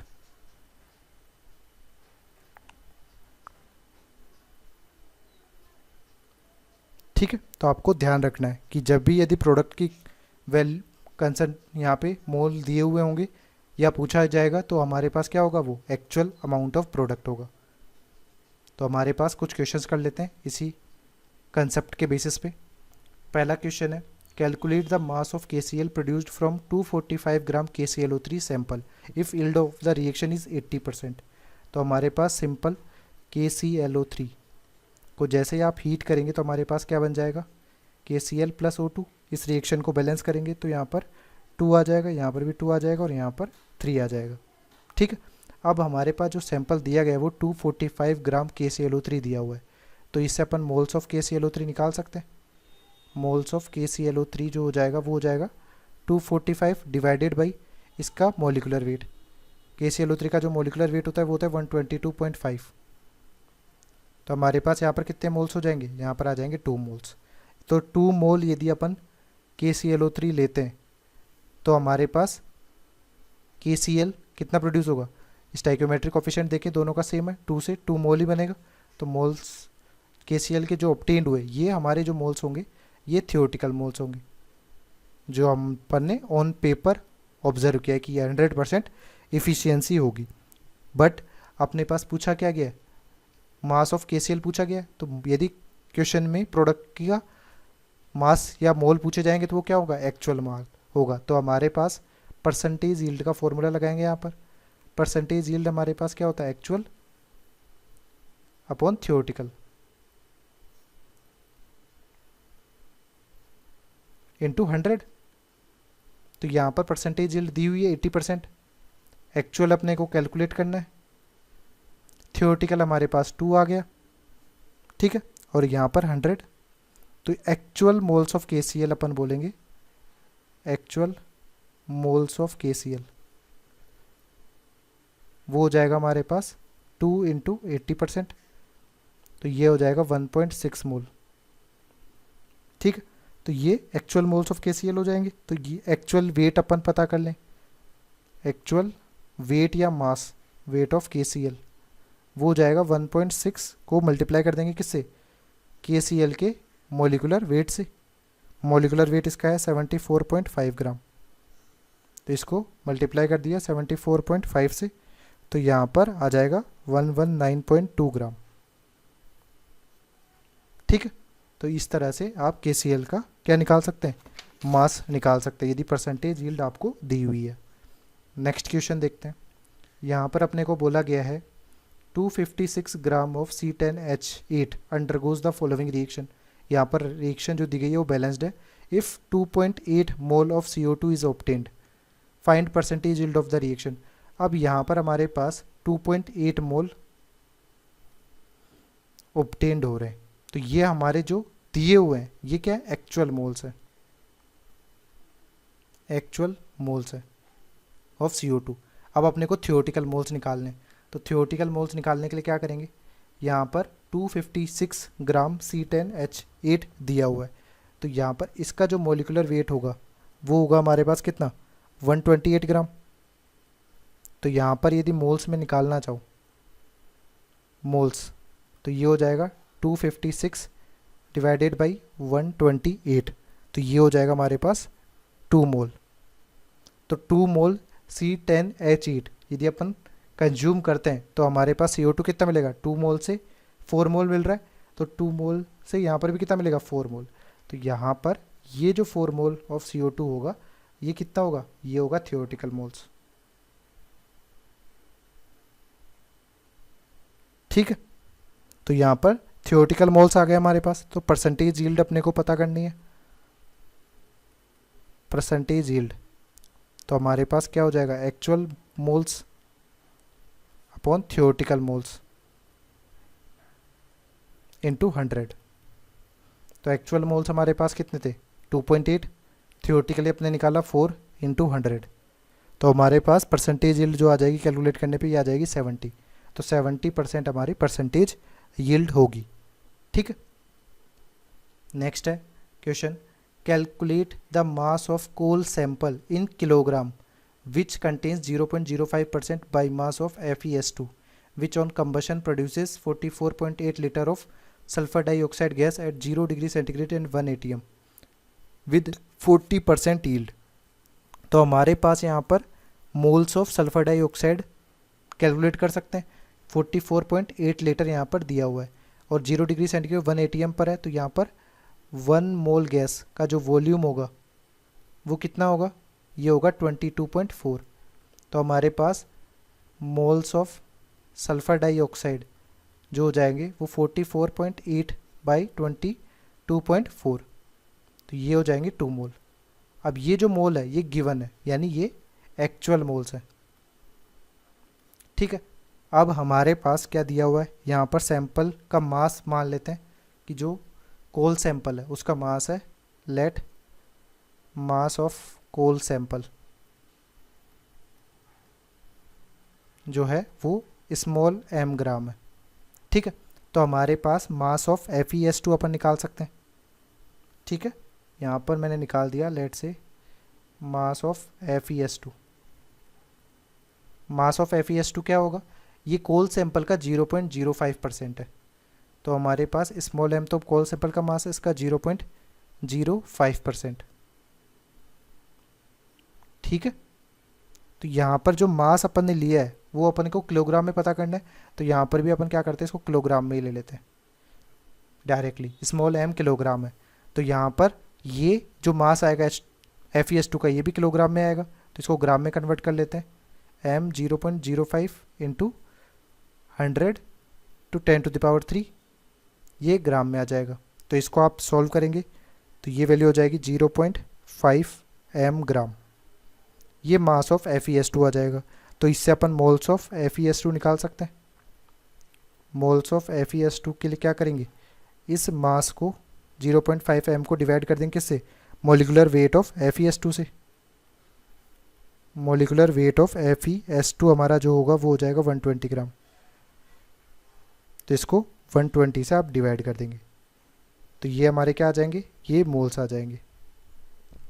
ठीक है, तो हमारे पास जो सल्फर डाइऑक्साइड का यहाँ पर मोल्स थे वो एक्चुअल मोल्स आ चुके हैं और अपने को थियोरेटिकल मोल्स भी निकाल लेने। तो यहाँ पर अपन देखते हैं FeS2 के मोल्स कितने, FeS2 के मोल्स हो गए हमारे पास 0.5 m बाई 120। ठीक है, अब यहाँ पर रिएक्शन को यदि बैलेंस करते हैं अपन FeS2 plus 5/2 O2 plus FeO plus 2 SO2, ये इस तरह से बैलेंस हो जाएगी फाइनली। तो 1 मोल FeS2 से हमारे पास क्या मिल रहा है, 2 मोल सल्फर डाइऑक्साइड मिल रहा है। तो यहाँ पर जो ये मोल दिया हुआ है उससे थियोरेटिकली सल्फर डाइऑक्साइड के कितने मोल्स मिलेंगे, यहाँ पर अपने पास मिल जाएंगे 2 टाइम्स ऑफ 0.5 m अपॉन 120। ठीक है, बट ये जो मोल्स होंगे ये हमारे पास क्या होंगे, सल्फर डाइऑक्साइड के थियोरेटिकल मोल्स होंगे, थियोरेटिकल मोल्स। तो अपने को थियोरेटिकल मोल्स भी आ गए, एक्चुअल मोल्स भी आ गए और परसेंटेज यील्ड भी दी हुई है। तो अपन सिंपली परसेंटेज यील्ड का फॉर्मूला लगाएंगे। परसेंटेज यील्ड, परसेंटेज यील्ड में यानी actual moles divided by theoretical moles into 100। तो एक्चुअल मोल्स हमारे पास कितने, यहाँ पर 2, थियोरेटिकली मोल्स हमारे पास कितने हो जाएंगे, जब आप इसको लिखेंगे theoretical moles 2 into 0.5 m by 120। ठीक है, इसको मल्टीप्लाई कर देंगे किससे, 100 से, और यहाँ पर परसेंटेज यील्ड कितनी है 40। तो इस इक्वेशन में आप देखिए जो अननोन है वो केवल क्या है स्मॉल एम है। तो इस इक्वेशन को जब आप सॉल्व करेंगे तो स्मॉल एम की जो वैल्यू आ जाएगी वो आ जाएगी 600 एम किलोग्राम। तो यानी 600 किलोग्राम हमारा क्या हो जाएगा यहाँ पर कॉल सैंपल का जो मास है वो हो जाएगा। तो हमारा फाइनल आंसर ये होगा। ठीक है,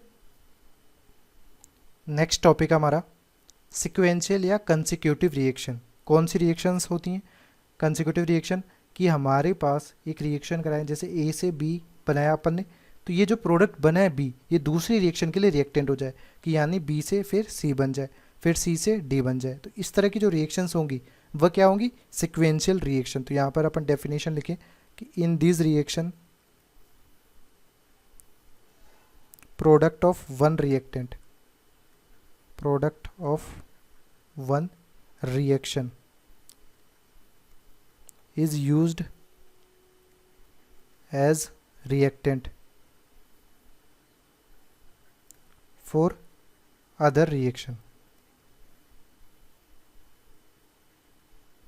तो इसके कुछ एग्जांपल्स ले लेते हैं कि सिक्वेंशियल रिएक्शन कुछ एग्जांपल्स हो, जैसे कि हमारे पास कार्बन की ऑक्सीजन के साथ रिएक्शन कराई है अपन ने और कार्बन मोनोऑक्साइड बना दिया। अब यही कार्बन मोनोऑक्साइड जो है वो FeO के साथ में रिएक्शन करके क्या बना लेगा Fe प्लस CO2।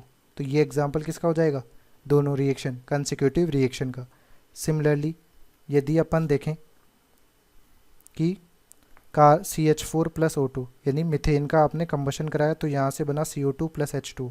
अब इसमें से केवल CO2 जो है वो वापस किसके साथ रिएक्शन कर जाए कैल्शियम ऑक्साइड के साथ, और क्या बना दे कैल्शियम कार्बोनेट। तो ये सब एग्जाम्पल्स हो जाएंगे किसके कंसेक्यूटिव रिएक्शंस के एग्जाम्पल हो जाएंगे। अब इनसे बेस्ड कुछ एग्जाम्पल्स अपने को करना पड़ेगा क्वेश्चंस रिलेटेड।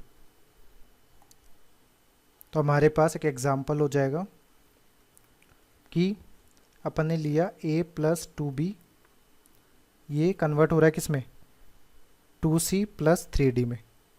ठीक है, और यहाँ पर अपन ने बोल दिया कि इनिशियल मोल्स जो है वो यहाँ पर है 4 मोल और यहाँ पर B के दिए गए 2 मोल। ठीक है, और अपने को यहाँ पर फर्दर रिएक्शन दूसरी अपने पास हो गई कि 2D कन्वर्ट हो रहा है किसमें E प्लस 5F में, और हमारे पास जो E है वो कन्वर्ट हो रहा है किसमें 2G प्लस 4H में। तो अपने को फाइंड करना है find moles of H produced, कि जो H है वो फाइनल उसके मोल्स कितने ऑब्टेन्ड होंगे। तो सबसे पहले अपन देखते हैं कि गिवन अपने को जो है वो ये है। अब यहाँ पर स्टाइक्योमेट्रिक कोफिशिएंट देखें तो इसका 1 और इसका 2, तो अपन रेशो इनिशियल मोल्स थे यहाँ पर करते हैं, तो ये वैल्यू आ जाएगी 4 और ये वैल्यू आ जाएगी 1। तो ये हो जाएगा हमारा लिमिटिंग रिएजेंट। तो इसी के बेसिस पे आप प्रोडक्ट बनाएंगे। तो सिंपल यूनिटरी मेथड अपन देखते हैं। तो यहाँ पर अपने पास D है सेकेंड रिएक्शन में, तो अपने को D पता करना है। तो यदि 2 मोल यदि यहाँ पे B के लेते हैं तो कितने मोल मिलेंगे D के 3 मोल। तो यहाँ पर 2 मोल से 3 मोल D मिल गया सिंपल यूनिटरी मेथड से। और यही जो मोल अपने पास मिला वही मोल हमारे पास क्या आ जाएगा यहाँ पर आ जाएगा। अभी यहाँ पर कोई भी परसेंटेज यील्ड वैल्यू दी हुई नहीं है, तो अपन क्या मान के चलेंगे एज्यूम करके ही चलेंगे कि ये 100% इफिशिएंट प्रोसेस है। अब यहाँ पर 3 मोल आ गया, अब अपने को चाहिए E। अब 2 मोल से अपने को 1 मोल मिल रहा है, तो 3 मोल से कितना मिलेगा अपने पास 3/2 मोल। तो यहाँ पर 3/2 मोल हो जाएगा। अब ये 3/2 मोल अपन यहाँ पर रखेंगे। अब 3 मोल से हमारे पास कितना मिल रहा है 4 मोल मिल रहा है, तो यानी आपके पास 3 मोल E से कितना मिलेगा 4 मोल H है। सिंपल यूनिटरी मेथड आप लगाएंगे तो 1 मोल से कितना मिल जाएगा 4/3, और 3/2 मोल यदि आपने ले लिया तो हमारे पास कितना बन जाएगा 3/2। तो इसको सॉल्व करेंगे तो ये आ जाएगा हमारे पास 2 मोल। तो इससे सॉल्व करने पे हमारे पास क्या आ गया फाइनल 2 मोल H आ गया। तो हमारा जो आंसर आ जाएगा यहाँ पर वो कितना आ जाएगा 2 मोल। तो सिक्वेंशियल रिएक्शन की बेसिक रिएक्शंस को अपने को इस तरह से सॉल्व करना है। इसको आप एक ट्रिक से भी यूज़ कर सकते हैं। तो ट्रिक हमारे पास क्या है, यहाँ पर देखते हैं ट्रिक। ठीक है, यहाँ पर ट्रिक है N P is equal to N R into R one R two R three, इस तरह से चलते चलिए। ठीक है, यहाँ पर जो एन पी है वो है number of moles of final product, number of moles of final product. ठीक है, यहाँ पर एन आर क्या है, number of moles of initial reactant. Initial reactant, initial reactant में भी मल्टीपल रिएक्टेंट उठ सकते हैं। यहाँ पर आपको कौन सा कंसिडर करना है, ओनली लिमिटिंग रिएजेंट, क्योंकि वही फर्दर प्रोडक्ट की कंसंट्रेशन को डिसाइड करता है कि हमारे पास कितना मोल ऑब्टेंड होगा लिमिटिंग रिएजेंट के बेसिस पे। और इसके बाद में जो R1 R2 R3 है उसको अपन RI लिख देंगे। RI हमारे पास हो जाएगा ratio of the stoichiometric coefficients, ratio of the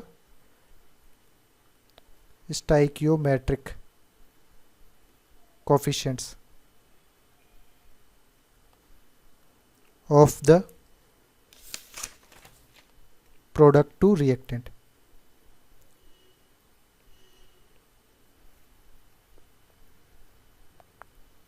reactant of ith step. ठीक है, तो इस तरह से ये, तो अपने पास क्या करना है, प्रोडक्ट टू रिएक्टेंट रेशियो देखना है। अब इसको अप्लाई किस तरह से करना है, अप्लाई करने का तरीका देखते हैं। यहाँ पर सबसे पहले हमारे पास NR और NP, NP तो अपने को पता करना है, NR इनिशियल मोल्स अपने को मिल चुके हैं लिमिटिंग रिएजेंट के 2 मोल्स। अब अपने को R1 R2 R3 पता करना है, क्योंकि 3 रिएक्शंस है। तो फर्स्ट रिएक्शन R1 में देखते हैं। यहाँ पर आपको जो रेशियो देखना है वो प्रोडक्ट इसी बेसिस पे देखना है कि यहाँ पर D सेकेंड रिएक्शन में, तो इसी के लिए देखना है R1। तो R1 यहाँ पर देखिए stoichiometric coefficient product upon reactant करना है, तो 3, और रिएक्टेंट में अपने पास कौन सा लेगा, जो कंज्यूम होगा, यानी लिमिटिंग रिएजेंट। तो यहाँ पे R1 हो जाएगा 3/2। यहाँ पर अपन R2 यदि बोलें तो R2 किसके लिए होगा, E के लिए होगा। तो E में हमारे पास क्या है, 1 मोल खुद का है स्टाइक्योमेट्रिक कोफिशिएंट, और D हमारे पास 2 है, तो R2 ये हो जाएगा। इसी तरह यहाँ पर R3 देखें तो R3 हमारे पास हो जाएगा 4/3। अब यहाँ पर सिंपल फॉर्मूला लगाते हैं कि यदि मोल्स ऑफ हाइड्रोजन अपने को फाइनली प्रोडक्ट बांधने, तो हमारे पास मोल्स ऑफ रिएक्टेंट यहाँ पर 2 दिया हुआ है, फिर R1 R2 R3 अपन डिवाइड करें तो यहाँ पर 3/2 1/2 इंटू 4/3। ठीक है, तो यहाँ पर आप सॉल्व करेंगे इसको, तो ये फाइनली हमारे पास 2 मोल्स आ जाएगा। ठीक है, तो इस तरह से भी आप इस ट्रिक का भी यूज़ कर सकते हैं, पर मोस्टली आपको क्या करना है, यही मेथड ज़्यादातर यूज़ करना है, जिससे प्रैक्टिस आपकी ज़्यादा से ज़्यादा हो और आप कॉम्प्लेक्स प्रॉब्लम्स को भी फास्टली सॉल्व कर सके। समटाइम्स इस ट्रिक में कई बार कंफ्यूज हो जाते हैं बच्चे, तो यदि सिंपल क्वेश्चन है और आपको जल्दी करना है तब आप इस ट्रिक का यूज़ कर सकते हैं। नेक्स्ट एग्जाम्पल हमारे पास है कुछ सेट ऑफ रिएक्शंस, 3 रिएक्शंस दी गई हैं।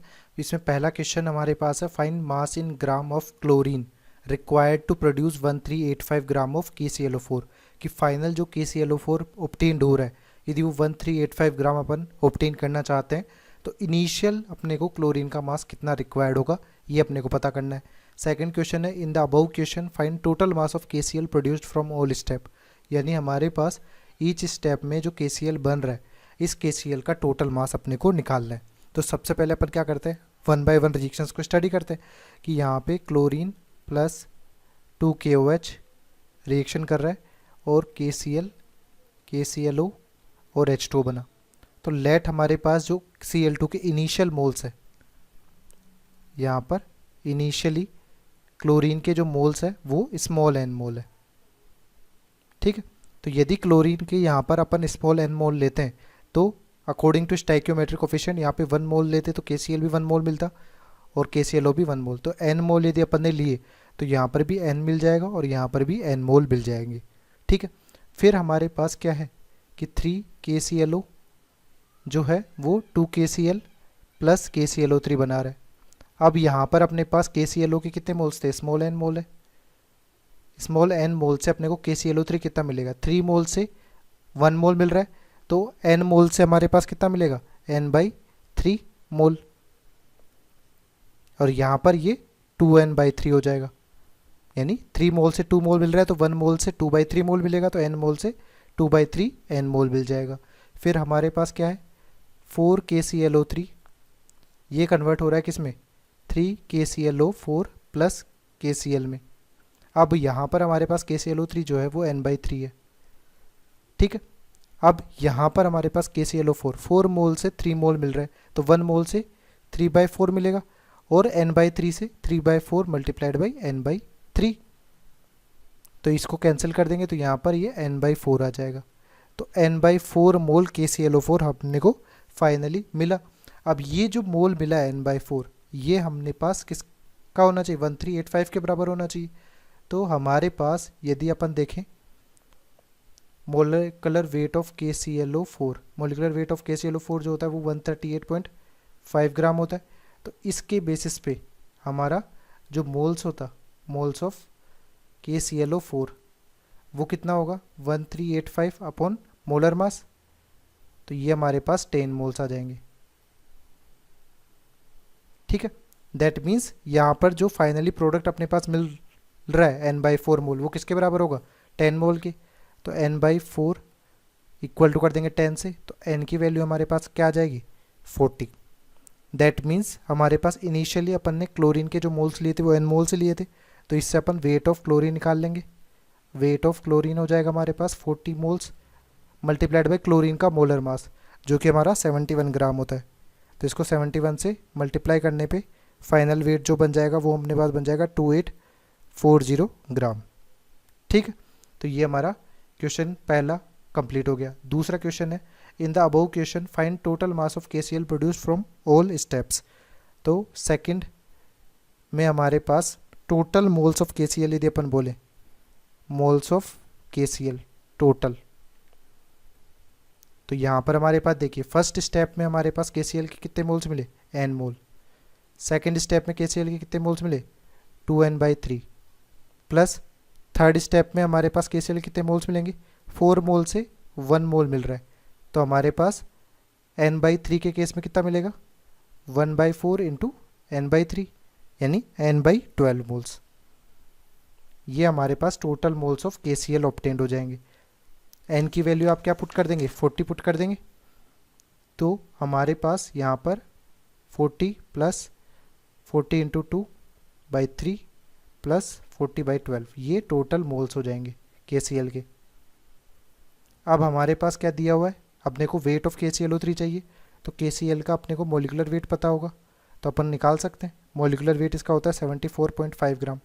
तो हमारे पास वेट ऑफ KCl प्रोड्यूस्ड जो हो जाएगा वो क्या हो जाएगा, टोटल मोल्स हमारे पास है, इस टोटल मोल्स को मल्टीप्लाई कर देंगे किससे, इसके मोलिकुलर वेट से 74.5 से, तो टोटल मास आ जाएगा। इसको सॉल्व करेंगे तो ये हमारे पास आएगा 521 ग्राम। तो इस तरह से हम अपन टोटल मोल्स ऑफ KCl भी निकाल लेंगे, ठीक है। तो इस तरह आप पैरेलल रिएक्शन से बेस्ड क्वेश्चंस कर सकते हैं। इसी बेसिस पे एक क्वेश्चन अपन होमवर्क के लिए दे रहे हैं। ये हमारा होमवर्क का क्वेश्चन है, ये आपको सॉल्व करना है और कमेंट सेक्शंस में इसके आंसर्स लिखने, ठीक है। ये होमवर्क 1 हो जाएगा हमारे पास। अब अपन क्या देखें कि सिक्वेंशियल रिएक्शन में यदि हमारे पास परसेंटेज यील्ड भी इंट्रोड्यूस कर दिया जाए तो क्वेश्चन को आप किस तरह से सॉल्व करेंगे। तो हमारे पास उसके बेस पे देखते हैं क्वेश्चन एक, कि हमारे पास एक सैंपल दिया गया कॉपर सल्फेट का, जो कि फॉलोइंग सिक्वेंशियल रिएक्शन शो कर रहा है। Find weight of CuSO4.5H2 required to produce 28.5 gram of complex compound. अब हमारे पास जो कॉम्प्लेक्स कंपाउंड दिया गया है वो 28.5 ग्राम दिया हुआ है, ठीक है। अब इसके अपने को मोल्स निकालने, तो यहाँ पर इसका जो मोलिकुलर वेट होगा वो 285 ग्राम होगा। तो यहाँ पर मोल्स अपने पास हो जाएंगे 28.5 डिवाइडेड बाई 285, तो ये 0.1 मोल हो जाएगा। तो अपने को 0.1 मोल कॉम्प्लेक्स कंपाउंड बनाने के लिए कितना वेट CuSO4.5H2 का रिक्वायर्ड होगा ये कैलकुलेट करना है। तो इनिशियली यहाँ पर भी अपन क्या मान लेते हैं, लेट इनिशियली यहाँ पर कितने मोल्स है, स्मॉल एन मोल्स है। तो यहाँ पर भी CuSO4 के जो ऑब्टेन्ड होंगे वो भी कितने होंगे, एन मोल्स ही होंगे थियोरेटिकली या एक्चुअली, क्योंकि यहाँ पर 100% यील्ड है। बट यही एन मोल्स अपन यहाँ पर ले लेंगे CuSO4 के केस में। तो यहाँ पर एक रिएक्शन मिसिंग है, यहाँ पर आप देख लीजिए। तो यहाँ पर ये सेकंड रिएक्शन भी हो गई, CuSO4 को अपन ले लेंगे तो यहाँ पर एन मोल था, तो यहाँ पर भी हमारे पास एन मोल हो जाएगा। बट यहाँ पर हमारे पास परसेंटेज यील्ड गिवन है 80%, तो 1 मोल CuSO4 लेके तो हमारे पास ये CuCN का होल ट्वाइस भी 1 मोल ही मिलता। बट 80% की वजह से थियोरेटिकली 1 मोल मिलता, बट यहाँ पर n का 80% हो जाएगा। तो n का 80% को आप कैसे लिख सकते हैं, n इंटू 0.8, ये हमारा परसेंटेज यील्ड के बेसिस पे हो जाएगा। अब इसी वैल्यू को अपन यहाँ पुट कर देंगे, ठीक है। अब यहाँ पर देखें तो इनिशियली 2 मोल यदि अपन CuCN का होल ट्वाइस लेते हैं तो उससे हमने पास Cu2CN2 1 मोल मिल रहा है, तो 2 के रेस्पेक्ट में 1 मिल रहा है, तो 1 के रेस्पेक्ट में 1/2 मिलेगा। n इंटू 0.8 मोल की केस में कितना मिलेगा, 1/2 इंटू n इंटू 0.8, ठीक है। बट ये हमारे क्या है, थियोरेटिकल मोल्स होंगे और अपने पास परसेंटेज यील्ड क्या है, 60% है। तो अपन इस थियोरेटिकल मोल्स का 60% निकालेंगे तो हमने को एक्चुअल मोल्स मिलेंगे। तो यहाँ पर 60% निकालेंगे तो यहाँ पे 0.6 से आप मल्टीप्लाई कर दीजिए, तो ये हमारे क्या हो जाएंगे, एक्चुअल मोल्स हो जाएंगे Cu2CN2 के आफ्टर 60% यील्ड। अब यही मोल्स आप यहाँ पर रख दीजिए, ठीक है, इनिशियली। तो हाफ n इंटू 0.8 को 0.6 से मल्टीप्लाई कर दिया। अब ये हमारे पास मोल्स है। अब 1 मोल के रेस्पेक्ट में यहाँ पे कितने मोल ऑब्टेंड हो रहे हैं, 2 मोल मिल रहे हैं, ठीक है। तो यहाँ पर ये मोल जो दिए गए उसके रेस्पेक्ट में थियोरेटिकली कितने मोल्स ऑब्टेंड होंगे, थियोरेटिकली हमारे पास ऑब्टेंड होंगे 1/2 इंटू 0.8 n इंटू 0.6, इसको आप 2 से मल्टीप्लाई कर देंगे कि 1 मोल के रेस्पेक्ट में 2 मिल रहा है, तो इतने मोल के रेस्पेक्ट में 2 टाइम्स हो जाएगा।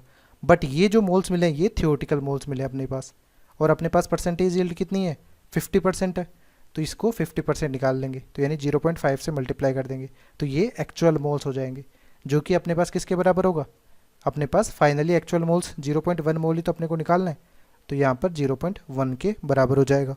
तो इससे आप कैलकुलेट करेंगे तो n की वैल्यू हमारे पास आ जाएगी 10/24 मोल, ठीक है। तो अपने पास मोल्स ऑफ क्लोरीन अपने को पता लग गए, यहाँ पर CuSO4.5H2O के पता लग गए कि 10/24 हमारे पास रिक्वायर्ड है। तो अपने पास वेट ऑफ CuSO4 भी इजीली निकल जाएगा। तो CuSO4.5H2O का जो मोलिकुलर वेट होता है वो कितना होता है, 250 ग्राम, ठीक है। तो इसके बेसिस पे आप देखेंगे वेट ऑफ CuSO4.5H2O ये हो जाएगा हमारे पास 10/24 इंटू 250, तो ये हमारे पास 625 ग्राम हो जाएगा, ठीक है। इसके बाद में हमारा जो क्वेश्चन है वो बोला गया फाइंड वॉल्यूम ऑफ CN का whole twice gram produced at 0 degree centigrade and 1 atm for above equation. इसको सॉल्व करते हैं अपन। इसी क्वेश्चन में देखते हैं, जैसे यहाँ पर हमारे पास स्टोइकियोमेट्रिक कोएफिशिएंट दोनों के सेम है, तो यदि लेट से इसके अपन y मोल ले लेते हैं या y मोल अपने पास प्रोड्यूस्ड हुए, तो उतने ही मोल अपने पास इसके भी प्रोड्यूस होंगे, तो यहाँ पर भी y मोल हो जाएगा, ठीक है। अब यहाँ पर जो अपने पास ये हुआ y मोल अपन लेंगे, यहाँ से जो भी प्रोड्यूस हुआ उसी y मोल लेंगे। अब यहाँ पे 1 मोल के रेस्पेक्ट में 2 मोल मिल रहा था, तो y मोल के रेस्पेक्ट में कितना मिलेगा, 2y, बट 50% यहाँ पर यील्ड है, तो 2y का 50% निकालना पड़ेगा, इक्वल टू क्या हो जाएगा, जो अपने पास मोल्स है 0.1, ठीक है। तो ये जो इक्वेशन हमारे पास बनी है, इस इक्वेशन से अपन y की वैल्यू कैलकुलेट कर लेंगे कि हमारे पास y की जो वैल्यू हो जाएगी वो कैलकुलेट करने पे आ रही है हमारे पास